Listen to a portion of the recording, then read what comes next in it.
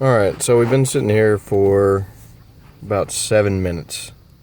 This is a 2003 Chevrolet Silverado with a 5.3 liter.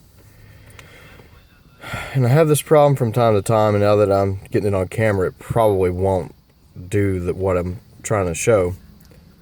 But I'll turn the key and absolutely nothing will happen. It won't try to turn the starter. You can hear the ignition relay click, but nothing else. I mean, it behaves like it's trying to send a start signal, but doesn't.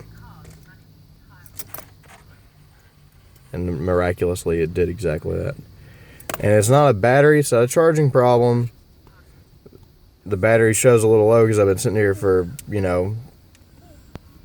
almost 10 minutes now with with the lights on and stuff.